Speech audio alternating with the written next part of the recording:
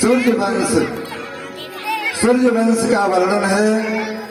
आइए हम लोग सूर्य वंश में प्रवेश करेंगे, सूर्य वंश का वर्णन करेंगे, जिनमें बड़े प्रतापी राजा हुए हैं। और इसी वंश में मेरे प्रभु श्री राम जी आए हैं। सूर्य वंश बहुत पवित्र है।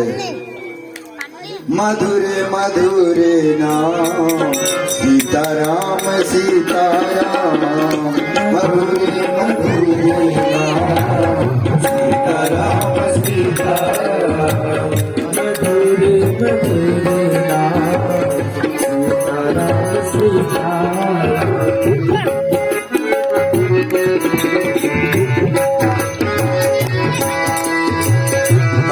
प्रभु कृपा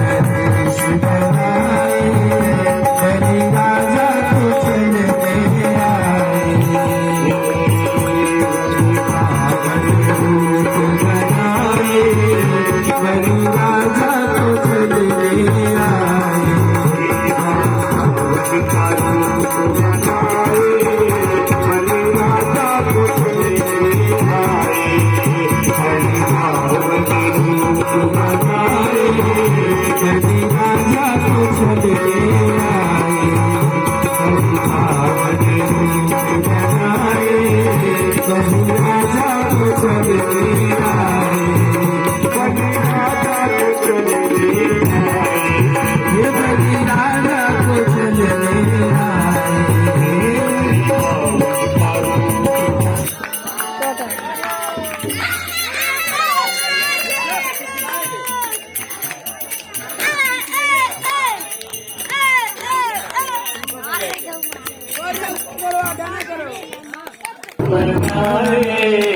राजा बन के तारे आए, राजा बन के बनाए, राजा बन के तारे आए, मेरी मौत भारूप बनाए, कभी राजा को चलने आए, हरि रावण भारूप बनाए, कभी राजा को चलने आए। आइए हम लोग नवम स्कंद में प्रवेश करें।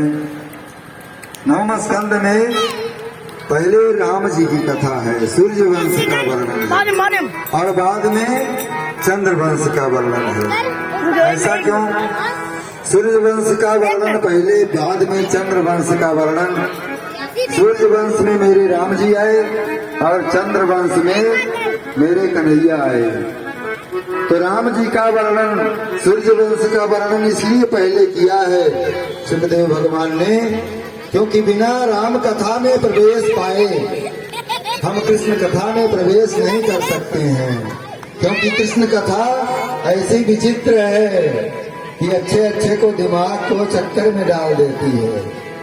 इसलिए पहले मर्यादा पुरुषोत्तम प्रभु श्री राम के चरित्र पर वर्णन है, उसके बाद तब कृष्ण जी की कथा है, योगेश्वर का चरित्र है। जैसे राम कथा आप श्रवण करते हैं तो राम कथा में पहले शिव कथा है, पहले शिव जी की कथा है, शिव विवाह की कथा है, बाद में राम जी की कथा है।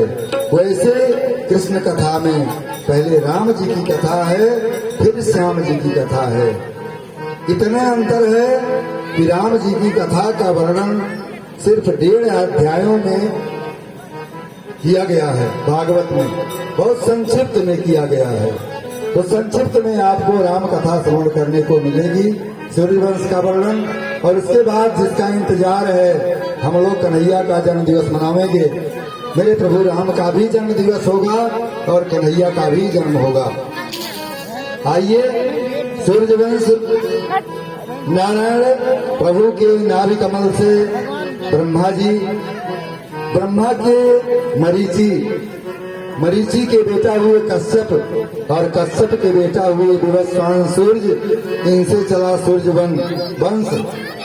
इन्हीं के वंश में हुए श्राद्ध देव मनु, जिनकी पत्नी थी शत्रुपा, इनके द्वारा इस वंश का विस्तार हुआ।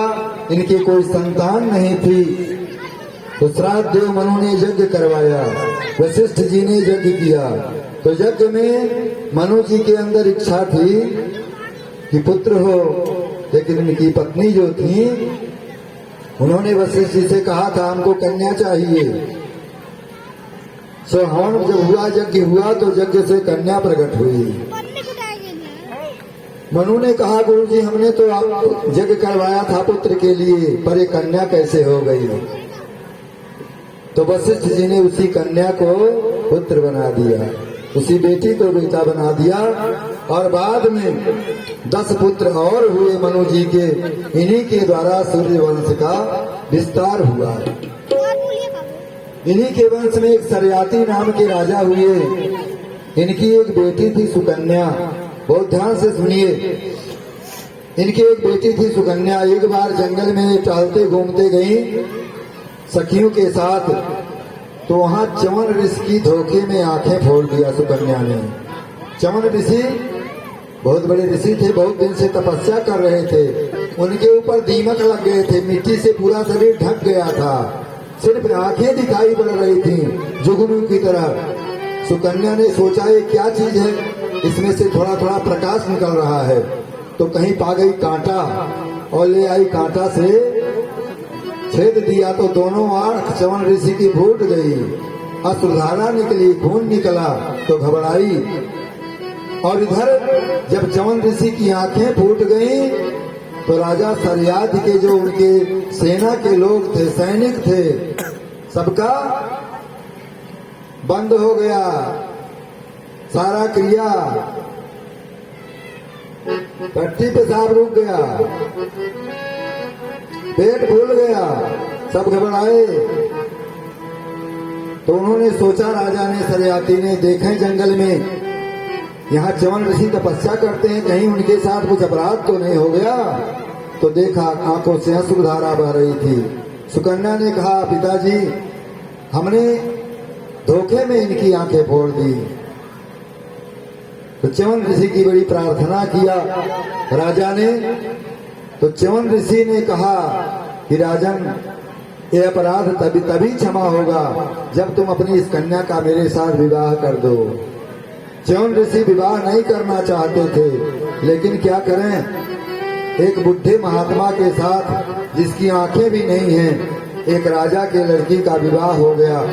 सुकन्या आई और सुकन्या ने अपने पति की बड़ी सेवा की, बहुत सेवा की। इनकी सेवा से प्रसन्न होकर के एक दिन अश्विनी कुमार आए। अश्विनी कुमारों ने सुकन्या से कहा, हमसे विवाह कर लो, इस बुढ़े के चक्कर में क्यों पड़ी हो, अंधा है, हम लोग सुंदर हैं। सुकन्या ने कहा, नहीं, ये हमारे पति देव हैं, हम इन्हें छोड़कर आपके साथ नहीं जा सकती हैं, हम इनकी पत्नी हैं, धर्म पत्नी हैं। प्रसन्न हुए। अश्विनी कुमारों ने कहा, ठीक है, हम तुम्हारे पति को ठीक कर देंगे। उनके पति को ले जाकर सरोवर में स्नान करवाया। अश्विनी कुमारों ने सुकन्या से कहा, अब हम लोग 3 हैं, अगर तुम 3 में से पहचान लो कि तुम्हारा पति कौन है। जब स्नान करवाया तो जैसे अश्विनी कुमार थे वैसे च्यवन ऋषि भी हो गए, उतने सुंदर, उसी तरह से एक सा स्वरूप, आंखें भी हो गईं। तो अश्विनी कुमारों ने कहा सुकन्या से, अपने पति को पहचान लो, अगर तुम पहचान लोगी तो तुम्हें तुम्हारे पति मिल जाएंगे। सुकन्या ने बड़े ध्यान से देखा, उसको मालूम था जो देवता होते हैं, देवता का पैर जमीन से नहीं छुआ रहता है, देवताओं के शरीर पर मैल नहीं जमता है, देवताओं के गले की माला कभी नहीं गुमलाती है। ये सारा लक्षण सुकन्या के दिमाग में आया और उसने देखा कि अश्विनी कुमारों का पैर ऊपर उठा हुआ है, पर च्यवन ऋषि का पैर जमीन से सटा हुआ है। सुकन्या ने जाकर अपने पति को पकड़ लिया। अश्विनी कुमार प्रसन्न हो गए और उन्हें नवजौवन प्रदान किया, नौजवान हो गए च्यवन ऋषि। सुकन्या उनके साथ में रहने लगी। एक दिन संयोग से च्यवन ऋषि जंगल में आए। उन्होंने च्यवन ऋषि के आश्रम में एक नौजवान पुरुष को देखा सुकन्या के साथ में।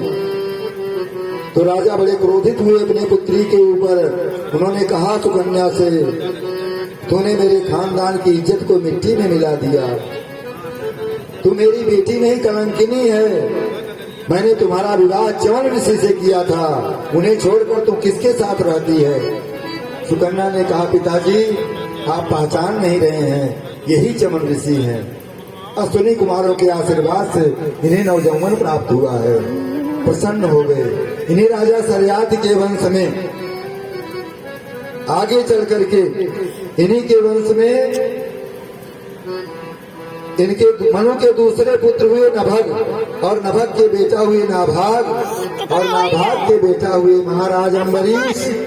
अम्बरीश भगवान के बहुत बड़े भक्त, 8 परस याम भगवान की सेवा करते हैं अम्बरीश महाराज। सवई मन कृष्ण पदारविंदयो बचांसि वैकुंठ गुणानुवर्णने करौ हरे मंदिर मार्जनादिषु श्रुतिं चकारच्युत सतकथोदय। राजा अम्बरीश अष्टयाम भगवान की सेवा करते हैं। राजा हैं लेकिन भगवान की सेवा अपने हाथ से करते हैं। भगवान के मंदिर में झाड़ू पोछा स्वयं करते हैं। भगवान का बर्तन स्वयं मांजते हैं। भगवान को अपने हाथ से नहलाकर भोग लगाते हैं, भजन करते हैं। किसी दास दासी की जरूरत नहीं है। इस तरह से अम्बरीश महाराज अपने जीवन को बिताते हैं। भगवान उनसे प्रसन्न हो गए। भगवान ने सुदर्शन चक्र को अम्बरीश महाराज की रक्षा में नियुक्त कर दिया कि मेरा भक्त है, कहीं ऐसा न हो कि इसे कोई कष्ट पहुंचावे। सुदर्शन चक्र सदा तुम हमारे भक्त की रक्षा करना। एक दिन की बात है, अम्बरीश महाराज अपने घर में चक्की चला रहे थे, गेहूं पीस रहे थे। भगवान का प्रसाद तैयार करने के लिए अपने हाथ से गेहूं धोते थे। नौकर से नहीं धुलवाते थे, गेहूं धोकर सुखवाते थे। अपने घर चक्की साफ करके भगवान का प्रसाद पीस कर तैयार करते थे और वही भगवान को भोग लगाते थे। भगवान ने चक्की चलाते देखा, अम्बरीश पसीने से तर थे, तो भगवान पीछे से आकर अपने पीताम्बर से पंखा करने लगे। अम्बरीश ने सुगंधित वायु जब आई उनके नाकों में, पीछे मुड़कर देखा तो भगवान पंखा कर रहे हैं। अम्बरीश चरणों में गिर गए, प्रभु मैं आपका दासानुदास, हम किंकरों की आप सेवा करते हो। भगवान ने कहा क्यों नहीं, जब तुम एक राजा होकर हमारी इतनी सेवा करते हो तो मैं तुम्हारी सेवा क्यों नहीं कर सकता हूँ। ऐसे थे अम्बरीश महाराज। एक दिन अम्बरीश महाराज ने एकादशी का व्रत रखा। व्रत तो पूर्ण हुआ, पर द्वादशी के दिन पारण करने का समय आया। उसी समय दुर्वासा ऋषि अपने 1000 शिष्यों के साथ पधारे। अम्बरीश महाराज ने दुर्वासा जी को प्रणाम किया। बोले महाराज आप संजोग से आ गए हैं, भगवान का प्रसाद पाइए। दुर्वासा ने कहा मैं जा रहा हूँ स्नान करने अपने शिष्यों के साथ नदी पर, आऊंगा तब प्रसाद पाऊंगा। दुर्वासा जी गए नदी में स्नान करने, काफी देर तक स्नान करते रहे। इधर हुआ क्या, तिथि 6 है, द्वादशी खत्म होने वाली है। अम्बरीश ने ब्राह्मणों से पूछा महाराज हम क्या करें, द्वादशी में पारण हो जाना चाहिए, नहीं तो एकादशी रहने का क्या फल है। ब्राह्मणों ने कहा आप भगवान को तुलसी का पत्ता चढ़ा दो, तुलसी का भोग लगा दो और वही प्रसाद पालो, व्रत खुल जाएगा। बाद में दुर्वासा जी को प्रसाद खिला करके फिर भोजन करना। अम्बरीश ने ठाकुर जी को तुलसी पत्र चढ़ाया, भगवान को भोग लगाया और उसे प्रसाद के रूप में ग्रहण कर लिया। पर जब दुर्वासा जी वापस आए, उन्हें पता चला कि अम्बरीश ने अपना व्रत खोल लिया, तो क्रोधित हो गए। अम्बरीश को मारने के लिए उन्होंने एक जटा उठाड़ कर पटकी, तो उसमें कृत्या नाम की राक्षसी प्रकट हो गई। मुंह उठाड़ कर अम्बरीश को खाने के लिए दौड़ी, लेकिन सुदर्शन चक्र सावधान। भगवान ने सुदर्शन को अम्बरीश की रक्षा में नियुक्त किया था। जो ही अम्बरीश की तरफ झपटी, सुदर्शन चक्र उसे मारने के लिए दौड़ाया और कृत्या को जलाकर भस्म कर दिया। कृत्या तो जलकर भस्म हो गई, लेकिन वो सुदर्शन चक्र दुर्वासा ऋषि के पीछे पड़ गया। दुर्वासा वहां से भागे और भागते भागते भागते भागते शंकर जी के पास गए। बोले प्रभु बचाओ। शिव जी ने कहा किससे? दुर्वासा जी ने कहा भगवान के सुदर्शन चक्र से। शंकर जी ने कहा कि भागो यहाँ से, निकलो जल्दी, तुम्हें कोई नहीं बचा सकता है। दुर्वासा जी वहां से भागे भागे ब्रह्मा जी के पास गए। बोले ब्रह्मा जी बचाओ। ब्रह्मा जी ने कहा किससे? अम्बरीश ने कहा सुदर्शन चक्र से मेरा पीछा कर रहा है। ब्रह्मा ने कहा उन्हीं की शरण में जा जिनका ये चक्र है। अम्बरीश भागे भागे भगवान के पास गए। भगवान लक्ष्मी जी के साथ शेष सागर में शेष सैया पर विराजमान थे। चरणों में गिर गए दुर्वासा जी। भगवान ने दुर्वासा को उठाकर हृदय से लगाया। बोले प्रभु आप मेरे चरणों में क्यों गिरते हैं? दुर्वासा जी ने कहा अपने सुदर्शन चक्र से मेरी रक्षा करो, लगातार मेरा पीछा कर रहा है। भगवान ने कहा दुर्वासा जी मैं भी स्वतंत्र नहीं हूँ। दुर्वासा ने कहा, क्या कहा प्रभु, आप स्वतंत्र नहीं हो? भगवान ने कहा, दुर्वासा जी कि अहम भक्त पराधीन है स्वतंत्र द्विज साधु विरग्रस्त हृदयो भक्त जन प्रिय। मैं सर्वदा अपने भक्तों के अधीन हूँ। बसी कुर्वन्ति माम भक्त्या सस्त्रिय सत्पतिम जथा। जैसे एक स्त्री, पतिव्रता स्त्री अपने पति की सेवा करते हुए अपने पति को अपने वश में कर लेती है, उसी प्रकार मैं सदा अपने भक्तों के अधीन रहता हूँ। मैं आपकी रक्षा नहीं कर सकता हूँ। दुर्वासा जी ने कहा, तो क्या शरणागति व्यर्थ जाएगी? हम आपके शरण में आए हैं, जो शरणागत वत्सल हैं। भगवान ने कहा, हम आपकी रक्षा करने में असमर्थ हैं। अगर आपको रक्षा करानी है तो उसी भक्त के पास जाओ जिसका आपने अपराध किया है। दुर्वासा जी वहां से भागे और दौड़ते दौड़ते आए और आकर अम्बरीश के चरणों में गिर गए। अम्बरीश जी ने उठाकर दुर्वासा जी को हृदय से लगाया। बोले, भगवान आप क्या करते हो?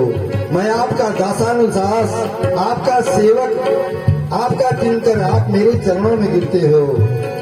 दुर्वासा ने कहा, पहले उस सुदर्शन चक्र को शांत कर, लगातार मेरा पीछा कर रहा है। अम्बरीश ने कहा, हे सुदर्शन चक्र, मैंने अगर सदैव संतों की, भक्तों की वंदना की है, चरण रज सेवा की है, तो सुदर्शन चक्र शांत हो जा। पर सुदर्शन चक्र शांत नहीं हुआ। तो अम्बरीश ने पुनः कहा कि हे सुदर्शन, अगर मैं संसार की समस्त प्राणियों में, समस्त जीवों में अपने उसी प्रभु का दर्शन करता हूँ, तो हे सुदर्शन चक्र सावधान, दुर्वासा जी की रक्षा करो। सुदर्शन चक्र शांत हुआ, दुर्वासा जी के प्राणों की रक्षा हुई। अम्बरीश ने कहा, प्रभु प्रसाद पाइए। दुर्वासा जी ने कहा, आपने प्रसाद नहीं पाया। अम्बरीश ने कहा, ऋषिवर, आपको मैंने निमंत्रण दिया था, बिना आपको भोजन कराए मैं भोजन कैसे पा सकता था? इसलिए मैं अब तक निराहार हूँ। धन्य हो अम्बरीश, 1 वर्ष लग गए दुर्वासा जी को भटकते। इतना समय 1 वर्ष स्मृतलोक में हो गया। 1 वर्ष तक लगातार अम्बरीश जी दुर्वासा जी की प्रतीक्षा करते रहे और भोजन नहीं किए। ऐसे महाराजा अम्बरीश, दुर्वासा जी ने अम्बरीश को आशीर्वाद दिया। इन्हीं अम्बरीश के वंश में एक राजा हुए जिनका नाम हुआ योनास। योनास ने अभिमंत्रित जल पी लिया था, इसीलिए इनके पेट से मान्यधाता का जन्म हुआ। मान्यधाता के वंश में हुए राजा सत्यव्रत, सत्यव्रत के बेटा हुए त्रिशंकु, और त्रिशंकु के पुत्र हुए महाराजा हरिश्चंद्र। त्रिशंकु महाराज को विश्वामित्र जी ने अपनी तपस्या के बल से स्वर्ग भेज दिया था। स्वर्ग से इंद्र ने उन्हें धक्का दे दिया, नीचे बीच में लटके रह गए। इंद्र ने कहा, कोई भी मनुष्य सदैव स्वर्ग में नहीं आ सकता है। तो विश्वामित्र जी ने अपने तप के बल से अलग एक स्वर्ग का निर्माण कर दिया, जिसमें त्रिशंकु जी को स्थापित किया। त्रिशंकु के बेटा हरिश्चंद्र हुए, जिनका नाम कौन नहीं जानता है, सब जानते हैं। इतने बड़े सत्यव्रती राजा न आज तक कोई हुए, न होंगे आगे भविष्य में, और न तो हैं कि चंद्र टरे, सूरज टरे और टरे जगत व्यवहार, पर दृढ़ श्री हरिश्चंद्र को टरे न सत्य विचार। इतने बड़े सत्यवीर राजा हुए, जिन्होंने अपने सत्य का पालन करने के लिए अपना संपूर्ण राज्य पाठ विश्वामित्र को दान दे दिया। अपनी पत्नी बच्चे के साथ जाकर के काशी में बिक गए। मरघट पर जाकर के डोम के यहाँ नौकरी किया। और बेटे के मरने पर बेटे से भी बिना कर लिए हुए उसे जलाने नहीं दिया अपनी पत्नी को। सत्य का पालन करने में हरिश्चंद्र के समान कौन राजा हुआ। भगवान प्रकट हुए, विश्वामित्र प्रकट हुए, बेटे को जीवित किया। इनके बेटा हुए रोहित और रोहित के हुए बाहुक, बाहुक के बेटा हुए सगर। विषयुक्त भोजन करने के कारण सगर के मांस पिंड पैदा हुआ इनके पत्नी के, और उस मांस पिंड के इन्होंने टुकड़े कर दिए तो 60,000 बेटे बन गए। इनके एक बेटा और हुआ जिसका नाम है असमंजस। असमंजस थोड़ा पागलों की तरह रहता था। अब सगर के जो पुत्र हैं ये 60,000 पुत्र, ये थोड़ा उदंड हैं। एक बार इनके यहाँ यज्ञ चल रहा था, 100वां यज्ञ था, तो इंद्र कभी 100वां यज्ञ पूर्ण नहीं होने देते हैं। इंद्र तो एक ही यज्ञ में घबरा जाते हैं। इंद्र ने यज्ञ का घोड़ा चुरा लिया। सगर पुत्रों ने दौड़ाया इंद्र को। ब्राह्मण का वेश इंद्र ने बनाया था। भागते हुए इंद्र गए, घोड़े को कपिल ऋषि के आश्रम में बांध दिया। स्वयं अंतर ध्यान हो गए। कपिल ऋषि ध्यान मुद्रा में बैठे थे। सगर पुत्र दौड़े दौड़े गए, घोड़े को आश्रम में बंधा हुआ देखा। सगर के पुत्रों ने समझा कि इसी ने हमारा घोड़ा चुराया है और आंख मूंद करके बैठा है। तो सब गालियां देने लगे कपिल भगवान को। सगर पुत्रों ने कहा, इस बाज हरस चौर आस्ते मीलित लोचन, ये देखो ये साधु बनकर बैठा है, हमारे घोड़े को चुरा कर ला करके बांध लिया है। कपिल भगवान क्रोधित हो गए, उनका नेत्र खुल गया तो 60,000 सगर के पुत्र जल करके राख हो गए। अब इनका उद्धार कैसे हो? कौन इनका उद्धार करे? इनके पुत्रों ने कपिल भगवान की प्रार्थना किया। कपिल जी ने कहा कि अगर गंगा जल का स्पर्श हो जाए तो इनकी मुक्ति हो सकती है। तो सगर के बेटे असमंजस के बेटे अंशुमान ने तपस्या किया, गंगा जी को पृथ्वी पर नहीं ला सके। अंशुमान के पुत्र दिलीप हुए, ये भी गंगा जी को पृथ्वी पर नहीं ला सके। और इनके पुत्र हुए भगीरथ, जिन्होंने तपस्या के द्वारा भगवान को प्रसन्न किया, शिव जी को प्रसन्न किया और गंगा जी को पृथ्वी पर लाए। शिव जी की जटाओं में होते हुए गंगा जी पृथ्वी पर आई। आगे आगे भगीरथ का रथ और पीछे पीछे गंगा जी आकर के रास्ते में जन्नू बाबा की कुटिया पड़ती थी। जन्नू बाबा से मिलने गए भगीरथ, और तब तक गंगा जी ने जन्नू बाबा की कुटिया को बहा दी। कुटिया बह गई। जन्नू बाबा क्रोध करके गंगा जी का पान कर लिए। भगीरथ ने प्रार्थना की तो जन्नू बाबा ने गंगा जी को अपने जंघे से पुनः प्रकट किया, जंघा फाड़कर। इसीलिए गंगा जी का एक नाम जाह्नवी हुआ। और गंगा जी भगीरथ के साथ आई कपिल मुनि के आश्रम में, गंगा सागर में, जहां भगीरथ के 60,000 पुरखे राख के रूप में पड़े हुए थे। ज्यों ही गंगा जल का स्पर्श हुआ, भगीरथ के 60,000 जो पुरखे थे उनका उद्धार हो गया। कि जल स्पर्श मात्रेण ब्रह्मदंड हतापि सगरात्मजा दिवम जगनुम केवलम देवयस्तभि। उनकी देह की जो हड्डियां थी भस्म रूप में थी, गंगा जल के स्पर्श से मुक्त हो गई। गंगा जी की इतनी बड़ी महिमा है।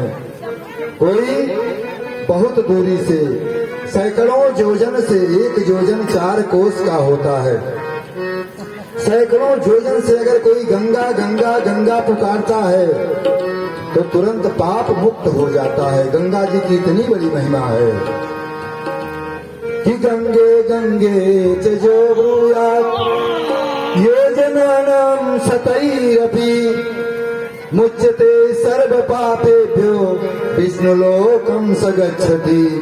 सब पापों से छूटकर गंगा का नाम पुकारने से आदमी वैकुंठ हो जाता है। हम जब भी स्नान करें, सवेरे स्नान करते हैं, बाल्टी को पात्र को माज लें, साफ कर लें, उसमें जल भर लें, गंगा जी का ध्यान कर लें, गंगा जी को प्रणाम कर लें। हर हर गंगे, हर हर गंगे। फिर स्नान करिए, गंगा जल से स्नान का पुण्य प्राप्त होगा, क्योंकि सैकड़ों योजन की दूरी से गंगा का नाम लेने से गंगा जी पवित्र कर देती हैं। इस प्रकार इन्हीं भगीरथ के वंश में हुए राजा ऋतुपर्ण, ऋतुपर्ण के सौदास, सौदास के अस्मत, अस्मत के बेटा हुए नारी कवच, और नारी कवच के बेटा हुए खडवांग, खडवांग के बेटा हुए रघु, रघु के बेटा हुए दिलीप, दिलीप के बेटा हुए अज, और दशरथ के और अज के बेटा हुए महाराज दशरथ। अयोध्या इनकी राजधानी है। दशरथ महाराज अयोध्या, अयोध्या आइए हम लोग मन से अयोध्या नगरी में चलें, अयोध्या में चलें, अपने मन को अयोध्या में ले चलें। तन यही है, ले चल अपनी नागरिया,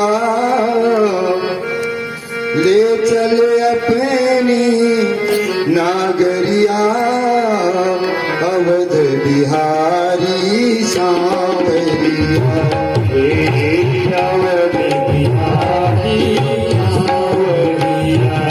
हमें ले चल अपनी नागरिया, ले चल अपनी नागरिया,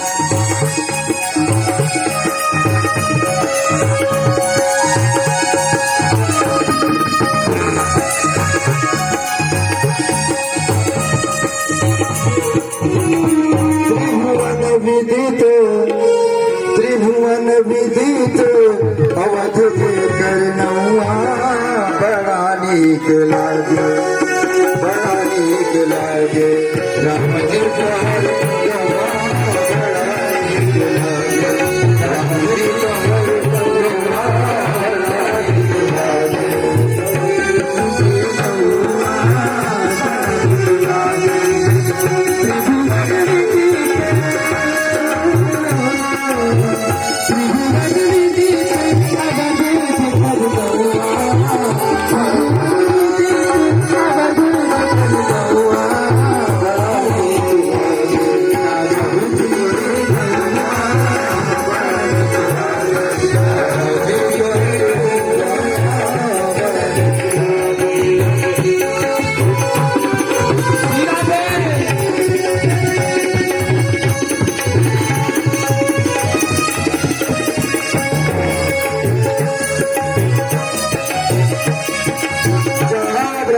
राम शिशु गलियन में बोले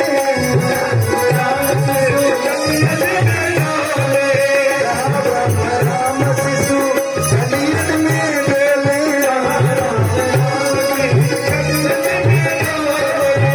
अजर भरी भरी दूरी अजर भरी भरी दूरी शर्मा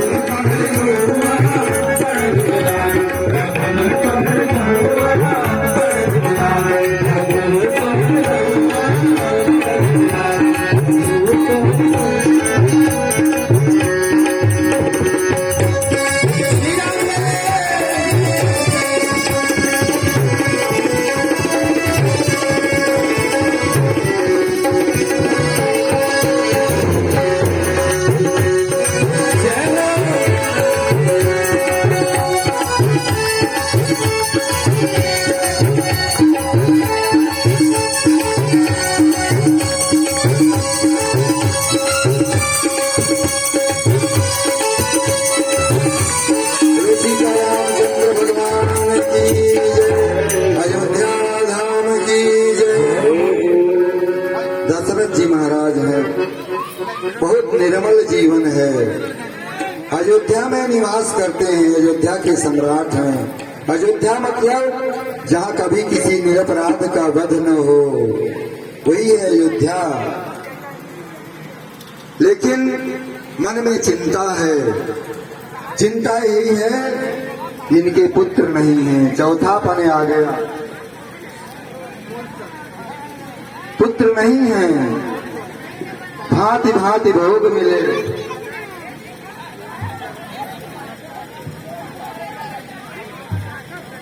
मोनू चौरसिया जी की तरफ से 500 मुद्रा भगवान के श्री चरणों में समर्पित है।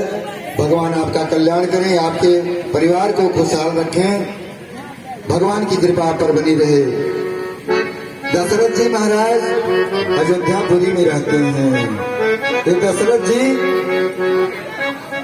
यहाँ के राजा हैं,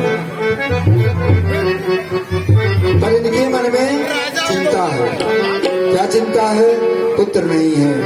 भांति भांति भोग मिले, भांति भांति भोग मिले, अंगहु आरोग मिले, सुख के संजोग मिले, जीवन की बाटी में धन अरु धाम मिले, स्वजस अरु नाम मिले, राम न मिले सब काम मिले, माटी में राम नहीं मिले।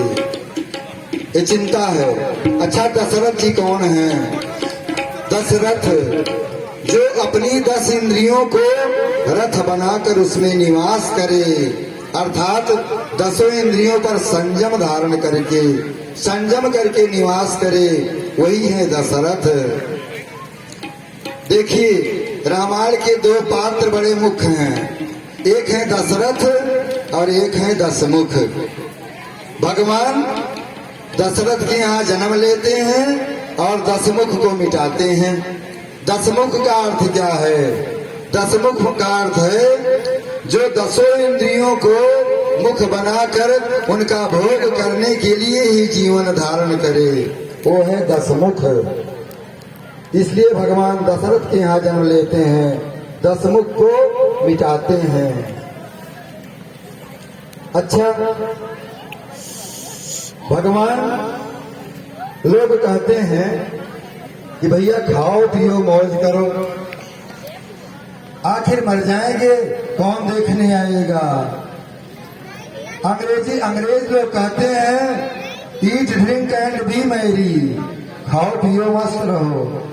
और एक कवि हुए हैं काका हाथरस, काका हाथरस तो यहाँ तक कहते हैं कि कहते काका कबीराय, कहते काका कबीराय नाम कुछ कर जा, कहते काका कबीराय नाम कुछ कर जा, अरे मरना तो है ही, कर्जा लेकर मर जा।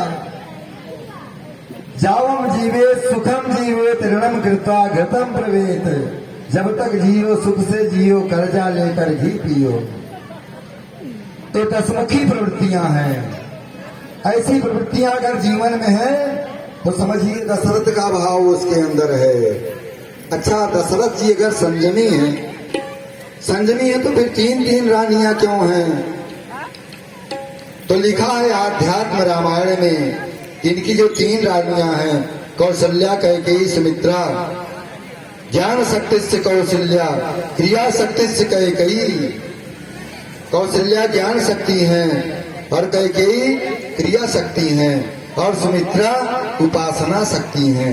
अर्थात ज्ञान, कर्म और भक्ति तीनों जिसके साथ हो जाए और सत्संग रूपी अयोध्या में संयम के साथ निवास करे, उसी के यहाँ भगवान पधारते हैं। इस प्रकार दशरथ जी के यहाँ पुत्र नहीं है तो दशरथ जी की गुरु गृह गयऊ तुरत महिपाला, चरण लागी करी विनय विशाला। गुरु जी के पास गए और निज दुख सुख सब गुरु ने सुनाए हो, कई वशिष्ठ बहुविधि समझाए हो, धरऊ धीर वही हैं सुतचारी। 4 पुत्र होंगे, धैर्य धारण करो। गुरु जी ने आशीर्वाद दे दिया और दशरथ जी ने कहा तो हम क्या करें? वशिष्ठ जी ने कहा अब आपको कुछ करना नहीं है, आप अब क्या करोगे? आप कुछ मत करो, अब आपने अपनी ही कथा हमको सुना दी, अब हम करेंगे। तो गुरु जी ने श्रृंगी ऋषि को बुलाया और पुत्र के लिए यज्ञ करवाया।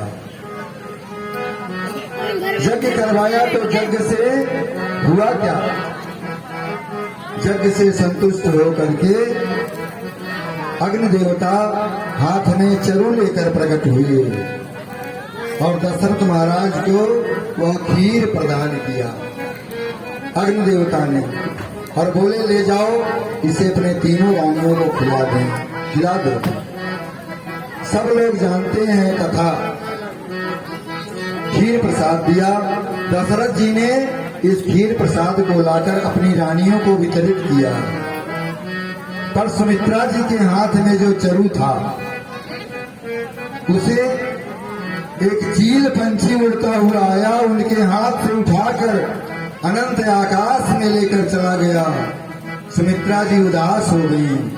सुमित्रा जी ने कहा, बहन हमारे हिस्से का जो चरु था वो तो पंछी लेकर चला गया, अब मुझे पुत्रवती नहीं होना है। कौशल्या और कैकेयी ने अपने हिस्से के चरु में से सुमित्रा जी को प्रदान किया। बोली, बहन लो, हम अपने हिस्से से तुम्हें देती हैं, तुम्हारे भी पुत्र पैदा हो। तो सुमित्रा जी ने बड़ी अच्छी बात कही। सुमित्रा जी ने कहा कि बहन आप दोनों की आशीर्वाद से अगर मुझे कहीं 2 बेटे पैदा हो गए तो मैं अपने बेटों को आप लोगों के बेटों की सेवा में लगा दूंगी। सुमित्रा जी ने ऐसा कहा, वचन दिया, और वो पंछी उस खीर को लेकर, चरु को लेकर अनंत आकाश में सुदूर चला गया। पर्वत श्रृंखलाओं के पास एक वृक्ष पर बैठा। उस वृक्ष के नीचे अंजना माता तप कर रही थी। पंछी डाल पर बैठा, उसे कुछ बोलने की इच्छा हुई और ज्यों ही मुख खोला तो खीर आकर अंजना के आंचल में गिर गया और अंजना ने उसे प्रभु प्रसाद समझ करके ग्रहण किया। वही अंजना के गर्भ से हनुमान जी प्रकट हुए। इस प्रकार से खीर प्रसाद प्राप्त हुआ। सभी रानियां गर्भवती हुई और समय आने पर नवमी तिथि मधुमास पुनीता, नवमी तिथि मधुमास पुनीता,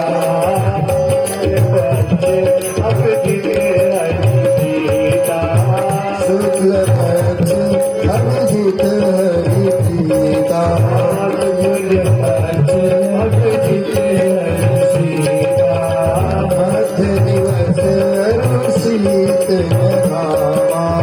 मध्य दिवस शीत पावन काल लोक विश्रामा, पावन काल लोक विश्रामा, सो अवसर विरंची जग जाना, सो अवसर विरंची जग जाना, जग सकल सुर साधि विराना, जग सकल सुर साधि विराना। सभी देवता जब भगवान के प्रकट होने का समय आया तो सभी देवता ब्रह्मा जी के साथ आकाश में स्थित हो गए। समस्त देवताओं ने भगवान की स्तुति की और सुर समूह विनती करी पहुँचे निज निज धाम। जग निवास प्रभु प्रकटे अखिल लोक विश्राम। बोलिए श्री रामचंद्र भगवान की जय। भगवान प्रकट हो गए कौशल्या जी के महल में। भय प्रकट कृपाला दीन दयाला कौशल्या ही पुकारी। प्रकट कृपाला दीन दयाला कौशल्या ही पुकारी। महतारी मुनि मनहारी अद्भुत रूप निहारी।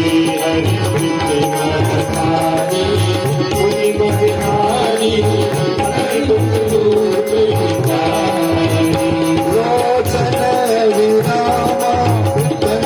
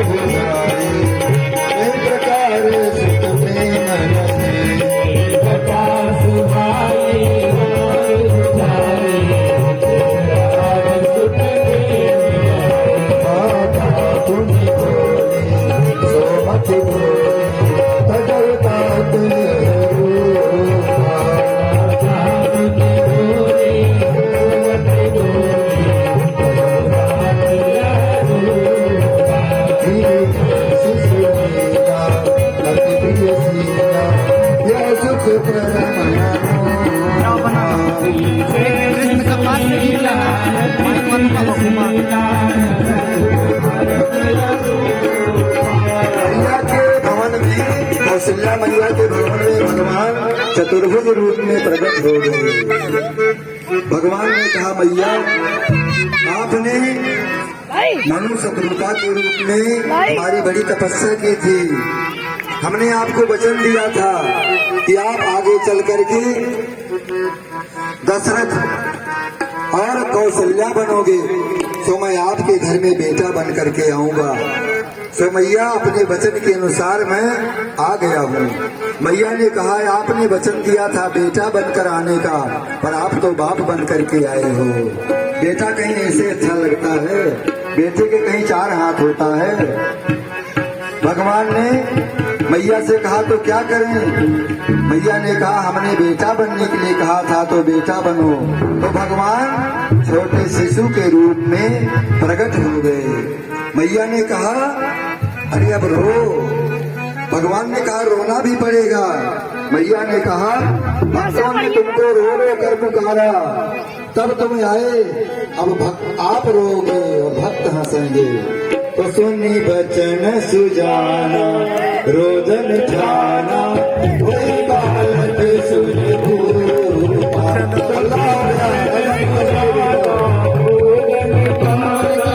कोई बालक सुन भूपा। हरि पद पावन, प्रेम भरनि भवदूना। हर पद पावनी भरनि भवदूना। रामचंद्र भगवान की। कौशल्या मैया के भवन में भगवान राम जी प्रकट हो गए। भगवान ने कहा, मैया जल्दी फाटक खोलो, दरवाजे पर बड़ी भीड़ है, भक्त मेरे दर्शन की प्रतीक्षा कर रहे हैं, जल्दी करो। इधर भगवान मैया के भवन में प्रकट हुए। दशरथ जी ने समाचार सुना, प्रसन्न हो गए। दशरथ पुत्र जन्म सुनिकाना, मानव ब्रह्मानंद समाना। उन्होंने कहा, जाकर नाम सुनत शुभ होई, मोरे गृह आवा प्रभु सोई। जिसका नाम सुनने से सबका कल्याण होता है, वही प्रभु मेरे घर में पधारे हैं। और मगन हो गए, परमानंद मगन मन राजा, कहा बुलाई बजाओ बाजा, बाजा बजाओ। और उसी समय थोड़ी ही देर में कैकेयी और सुमित्रा के महल से भी सूचना आ गई। कैकेयी सुता सुमित्रा दो, कैकेयी सुता सुमित्रा दो,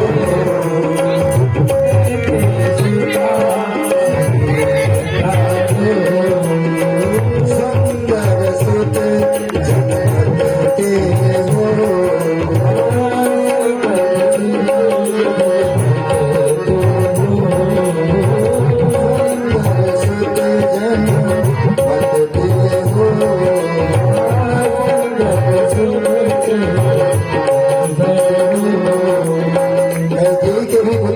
सुमित्रा जी के 2 बेटे हुए, क्योंकि भगवान ने जब मनु महाराज ने तपस्या की थी, तो भगवान ने वचन दिया था, सत्य सत्य सत्य सत्य सत्य पर सत्य हमारा। मैं सत्य कह रहा हूँ आपसे, मैं आपके घर बेटा बन करके आऊंगा। 3 बार भगवान ने सत्य कहा था। तो भगवान 3 पन बीत गया दशरथ जी का, 4था पन आ गया। इसलिए एक पन के बदले में जो सत्य कहा था, भगवान 4 रूपों में प्रकट हुए। भगवान के घर 4 पुत्र पैदा हुए। हम लोग कन्हैया का जन्म दिवस मना रहे हैं, लेकिन उससे पहले सूर्यवंश की कथा आपको श्रवण करा रहे हैं संक्षिप्त में, जो भागवत में वर्णन है। इसलिए आगे कन्हैया जी का भी जन्मोत्सव मनाया जाएगा। संक्षिप्त में भगवान राम जी का जन्मोत्सव आप लोग गा लें। आगे हम बड़ा में छोटे में वर्णन करेंगे राम जी के जीवन का, फिर चलेंगे चंद्रवंश में। 4 जन में ललन माँ, भवन माँ में बाजे बदन माँ। 4 जन में ललन माँ, भवन माँ में बाजे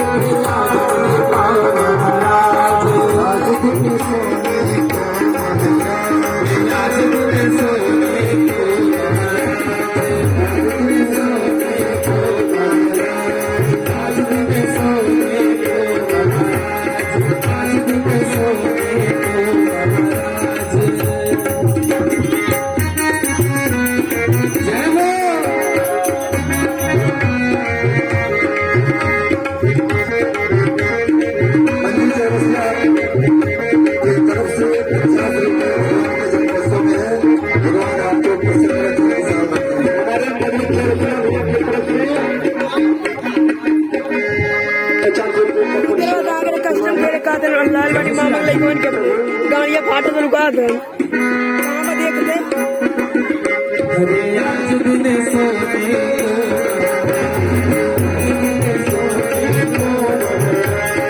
आज दिन सोने कहां गए ले बता ले पता ना यार यही करके आज कौन करते कह रहा यार आज को बाबू ने कुछ भगवान दशरथ के घर में प्रकट हुए 4 भैया के रूप में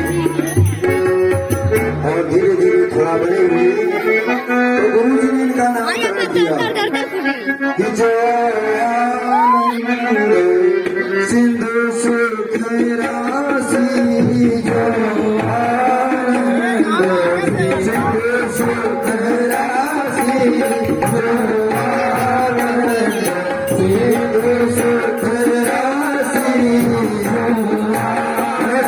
के तरफ से 180 रुपये भगवान के जन्मोत्सव में होता है। भगवान इनका कल्याण करें, मंगल करें।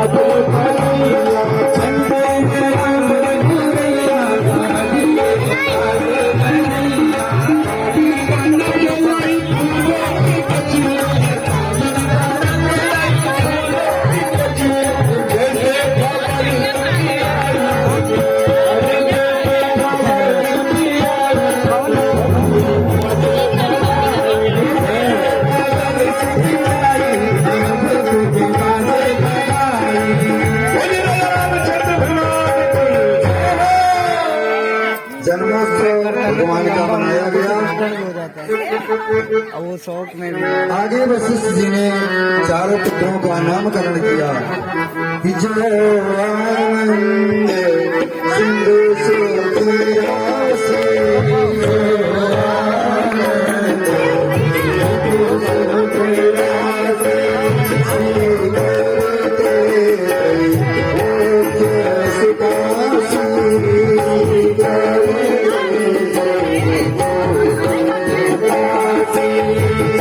सुख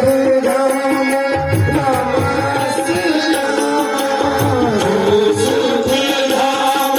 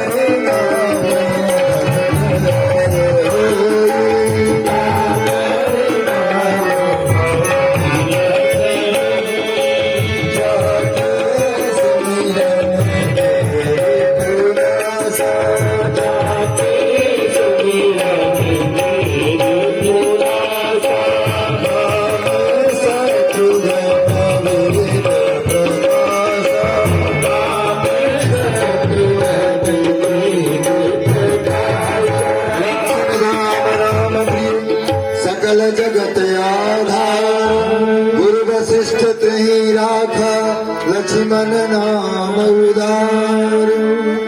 चारों भाइयों का नामकरण संस्कार किया।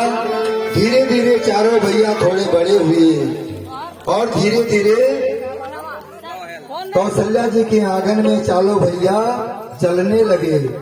एक दिन माता कौशल्या ने राम जी को पीली झगुलिया पहनाई, पैर में पाजेब बांध दिया, कमर में करधनी पहना दी और राजा रामचंद्र अपने भाइयों के साथ में दशरथ जी के महल में राम जी विहार करते हैं।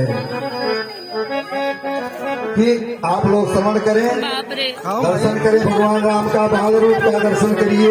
जाओ जाओ। फिर रोने झूने रोने झूने रोने झूने फिर रोने झूने रोने झूने रोने झूने बाजे पग पे जनिया अगनैया बिहरे राम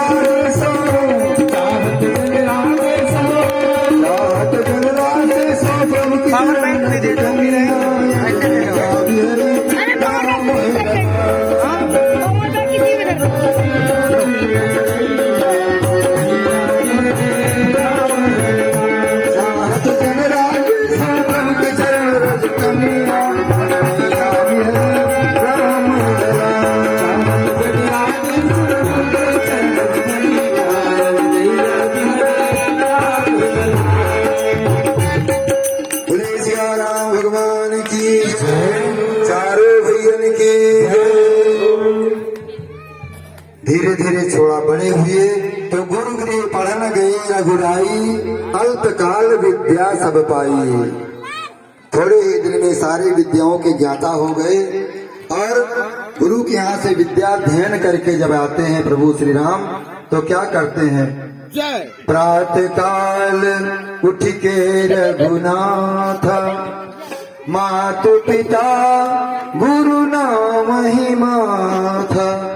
सवेरे उठते हैं तो माता पिता गुरु के चरणों में शीश झुकाते हैं। अच्छा, घर में माता पिता तो हैं लेकिन गुरु तो हमेशा दरवाजे पर नहीं है।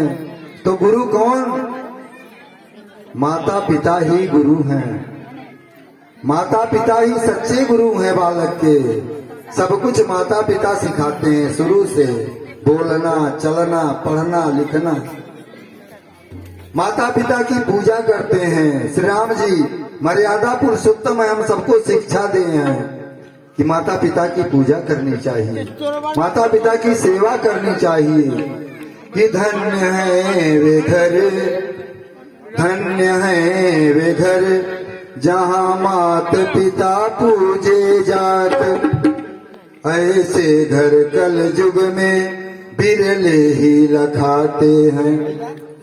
तन मन धन न्यौछावर कर दिया जिन्हें। माता पिता अपने बच्चों के ऊपर तन मन धन सब न्यौछावर करते हैं। तन मन धन न्यौछावर कर दिया जिन्हें, वे ही बुढ़ापे में आंखें दिखावत हैं। जिंदा में देते नहीं ये हमारी दादी है। दूध पानी कभी, ये देखा था जिंदा में देते रिकॉर्डिंग कर दी हम बहुत एक बूंद पानी कभी, बाद में वे तस्मई रसगुल्ला बनावत हैं। जिनके समय में एक बार नहीं पूछे और मरने पर 1000 आदमी का भंडारा ये जिनका फोन है वो है दिखाने के लिए। ये मेरी चाची। तो कहें शशि शेखर इस रामचरित मानस में कर्म बीज जैसा वैसे फल पावत हैं। बाबा तुलसीदास जी कहते हैं कर्म प्रधान विश्व रचि राखा, और जो जस करई सो तस फल चाखा। जैसा जो करता है उसे वैसा फल मिलता है। पर एक दिन विश्वामित्र जी महामुनि है, ज्ञानी है, जंगल में आश्रम बनाकर रहते हैं। पर जब यज्ञ करना चाहते हैं तो राक्षस विघ्न डालते हैं। यज्ञ नहीं करना चाहते हैं। विश्वामित्र जी ने सोचा कि धराधाम पर दशरथ जी के यहाँ प्रभु ने अवतार लिया है, मैं उन्हें ले आऊं, उनके द्वारा यज्ञ की रक्षा कराऊं, क्योंकि यज्ञ से ही भगवान प्रकट हुए हैं। तो यज्ञ की रक्षा करना भगवान का परम कर्तव्य है। तो परिश्रम करे कोई कितना भी, लेकिन परिश्रम करे कोई कितना भी, लेकिन कृपा के बिना काम चलता नहीं है। कृपा के बिना चलता नहीं है। कृपा के बिना काम चलता नहीं है। निराशा निशान से होती न कब तक,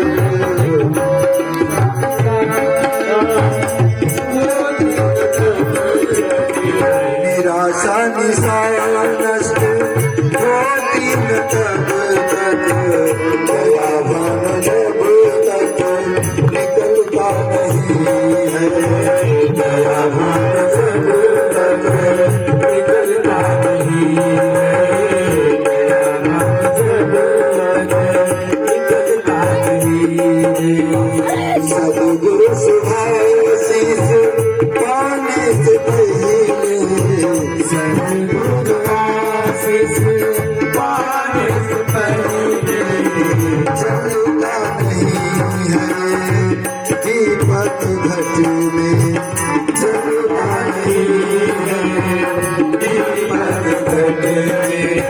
बहती न तब तक समर्पण की सरिता बहती न तब तक समर्पण की सरिता अहंकार जब तक भी जलता नहीं है अहंकार जब तक भी जलता नहीं है।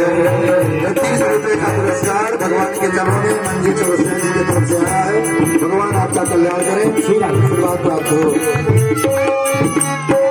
बहती न जब तक समर्पण की सरिता बहती न जब तक समर्पण की सरिता अहंकार जब तक भी गलता नहीं है अहंकार जब तक भी जलता नहीं है। विश्वामित्र जी ने कहा कि इस बहाने जाऊंगा आंसू बहाने के लिए और प्रभु की दी हुई जिंदगी में प्रभु को लाने के लिए आकर कहूंगा दुनिया से कि आपने मुझे घर में बुला लिया पर मैं तो आया हूँ तुम्हें मन में